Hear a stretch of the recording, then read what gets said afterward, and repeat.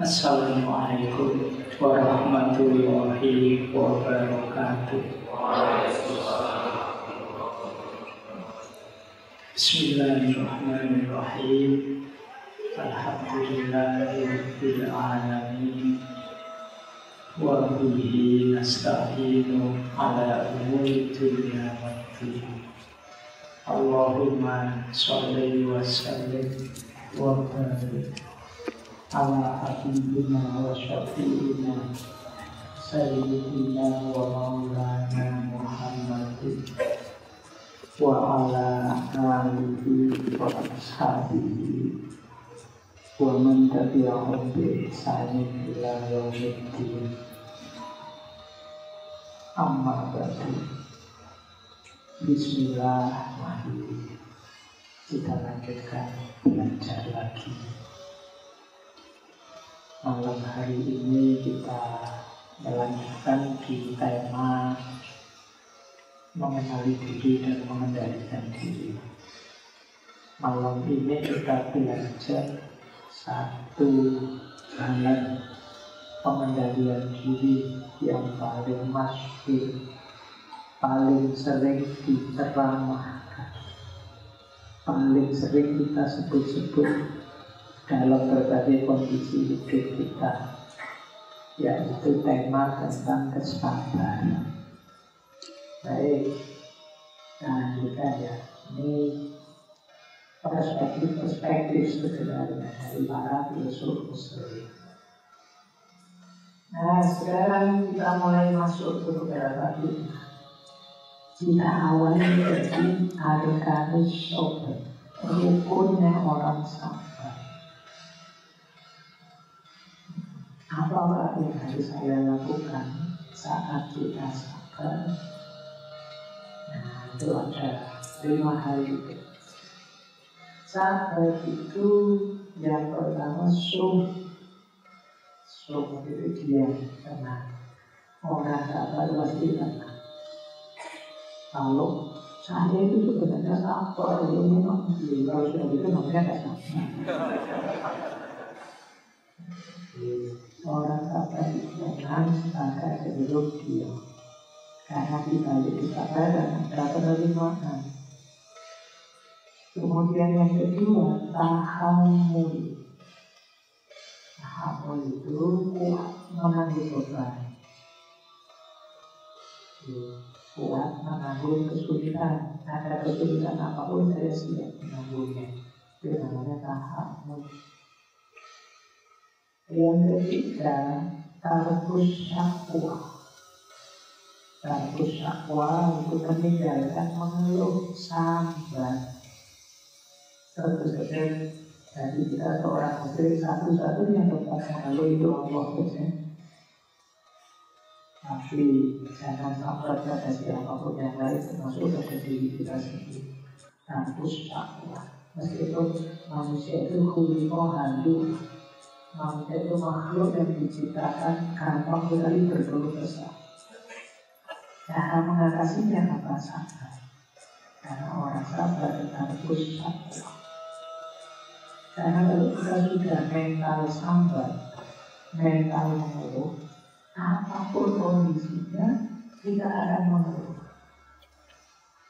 Minuman panas kita keluhkan panasnya, minuman dingin kita keluhkan dingin. Dikasih yang manis kita protes kemanisan, dan dikasih juga kita protes kurang manis. Jadi kenapa? Apa saja kita mengeluh. Nanti ada orang ceramah teriak-teriak, ceramah kok teriak-teriak, kita protes. Ada orang ceramah lalu bikin ngaco aja. Ya, kalau kita yang gimana? Apa yang tidak bisa kita keluhkan? Sukses itu kadang orang disikali dengan mengeluh. Alhamdulillah ya sudah lulus. Allah lulus S1 sudah jadi apa? Mau skripsi orang mati nggak lulus, sebenarnya nggak lulus nggak bersyukur malah mengeluh. Uang banyak bisa mengeluh. Karena kamu lihat, selama dia mengeluh rezeki masuk di kita cukup buat makanya kalau masih tidak membuat kita mengeluh kalau memang itu sudah nekat dan orang sabar itu tak usah. Yang keempat, orang sabar itu husnul billah. Husnul billah itu baik sangka pada Allah. Tidak mungkin orang sabar tidak punya harapan. Berharap itu tadi masih husnul kepada Allah.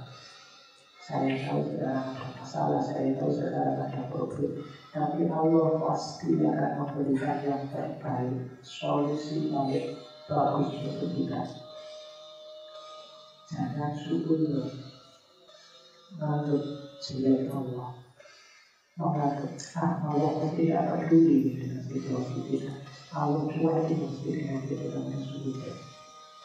Allah pasti sangat sayang dengan kita, sangat peduli dengan kita. Tidak mungkin apa yang dan orang sabar itu kasih berdoa, hanya berdoa. Kenapa? Dia tahu solusi dari penderitaan yang ditangguhnya adalah Allah. Dia minta pada yang menjadikan memberi yaitu Allah.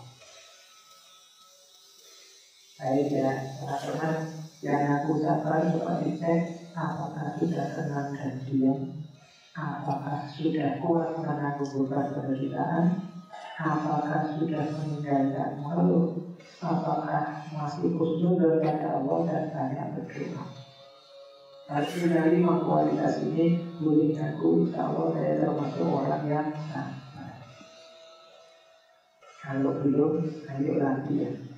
Bareng-bareng saya juga ada lagi yang sudah diulang sabar. Tapi, kalau ini namanya hikmah. Apa sih Pak hikmahnya orang sabar itu? Ada banyak teori. Ini saya kumpulkan beberapa data termasuk beberapa ayat yang indikasinya ke sana.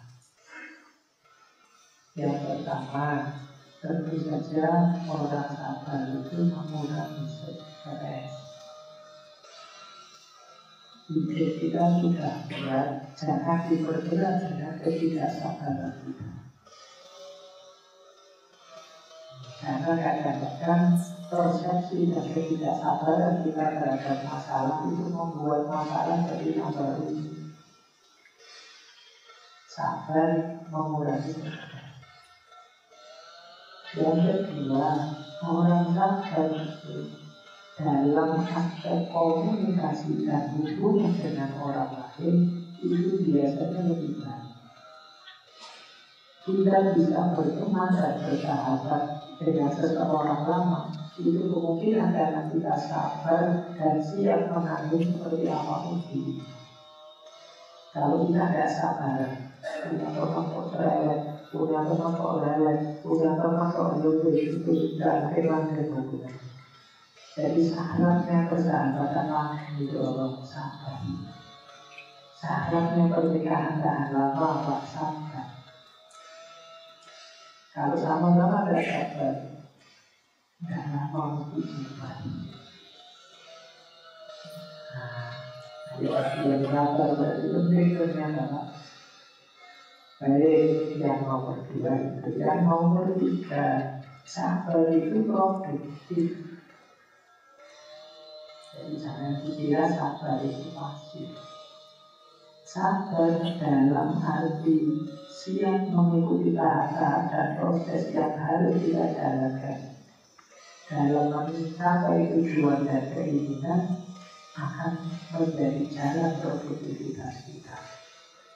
Orang tidak sabar itu biasanya ketika mau melakukan sesuatu atau bikin sesuatu sering terus di tengah jalan karena tidak sabar.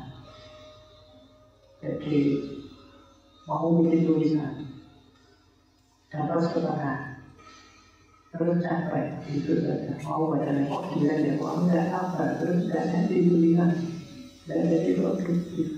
Mau melakukan apapun, bikin apapun, Ada prosesnya yang harus kita jalani. Maka orang sabar lebih beruntung. Karena kalau kita tidak sabar, ya produktivitas berkurang. Kalian yang mungkin banyak yang belum bekerja ya. Mungkin kalian membayangkan bekerja itu alangkah membosankannya ya. Berangkat pagi-pagi yang dikerjakan itu tidak sampai sore. Dan itu ya bertahun-tahun begitu terus. Bertahun tidak bosan. Nah, tapi kenapa kita bisa bertahan? Karena kita punya tingkat kesabaran tertentu untuk menghadapi. Itulah yang membuat kita tetap produktif. Kalau kita tidak sabar, kita nyerah ke sana, ini diulang-ulang kerja tiap hari berbulan-bulan begitu. Bukan. Dalam banyak hal, termasuk berkeluarga, berumah tangga dengan anak, istri, saudara, tetap harus ada sabar. Mau anak kecil, kalau tidak sabar, bukan anak itu batik. Mau punya orang pintu malah nangis. Ya apa-apa nangis saja senior dong, kalau tidak ada sabarnya. Jadi sabar itu produktif. Dan ya sabar itu menguatkan. Jadi sabar itu meningkatkan daya tahan kita terhadap masalah. Dalam Al-Quran banyak sekali ayat tentang kesabaran. Itu saya ambil saja beberapa. Yang konotasinya sabar itu membuat kita mulia, sabar itu menghadirkan pertolongannya Allah, sabar itu menyelamatkan kita, sabar itu menggembirakan kita. Boleh dicek di ayat-ayatnya. Misalnya surat As-Sajdah ayat 24. Waja'alna minhum a'imatan yahduna bi amrina lamma sabari. Dan kami jadikan di antara mereka seorang pemimpin yang memberi petunjuk pada mereka kami saat mereka bersabar. Jadi Allah memuliakan umat yang sabar dengan memberi pemimpin yang bisa jadi contoh memberi petunjuk. Nah, kalau kita merasa pemimpinnya tidak cocok, jangan-jangan kita sendiri umatnya tidak sabar. Di ayat ini disebut begitu. Waja'alna minhum a'imatan yahduna bi amrina lamma sabari. Dan kami jadikan pemimpin di antara mereka yang bisa menunjukkan perintah kami saat mereka bersama. Ada lagi surat Al-An'am ayat 34. Walaqad juga berusulun minhum tidak asrobari ala ma'un hidup wa undu kata nasruna. Dan sungguh sudah didustakan Rasul-Rasul sebelum engkau. Pasal baru dan maka mereka bersabar ala ma'un hidup atas pendustaan itu wa undu dan mereka disakiti. Kata nasruna sampai datang pertolongan kami. Ini kesabaran yang membuahkan pertolongan dari Allah. Berarti sabar dan yakin dan pertolongan Allah akan datang. Sabar juga adalah jalan keselamatan.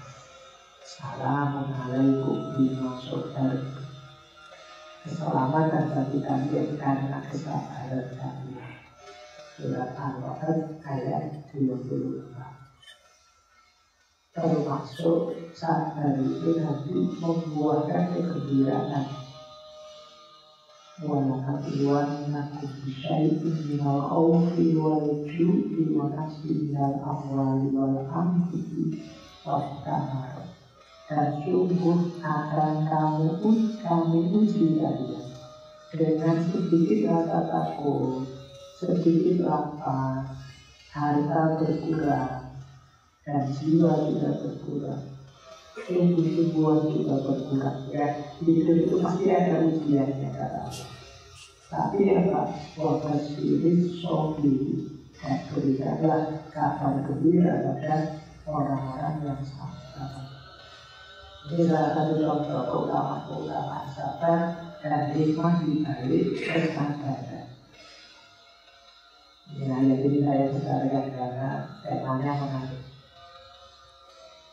Di ayat ini yang disebutkan bahwa orang sabar itu tangguh dia, tidak bisa disakiti. Ini kadang-kadang ada orang yang ada kita seperti ayat ini. Intan satu hasanatin kasubu. Kalau kita memperoleh kebaikan, mereka sedih, mereka stres, mereka ngomong orang yang tidak ada kita. Wa intusikum sayyi'atun yafrahu biha. Kalau kita mendapatkan keburukan, mereka senang. Jadi kan ada orang yang sedih pada kita. Kalau kita senang dia susah, kalau kita susah dia senang. Gimana kalau menghadapi orang seperti itu? Wa intasbiru wa tattaqu la yadurrukum kaiduhum syai'an. Kalau engkau bersabar dan bertakwa, segala perilaku dan budaya mereka itu tidak akan ngefek sedikit pun pada, tidak akan membahayakan. Jadi kuncinya sabar saja. Kalau kita balas dengan kejelekan yang sama, ya skornya sama, berarti kita sama-sama jelek. Itulah kenapa solusinya bukan balas dendam, tapi solusinya wa intasbiru wa tattaqu.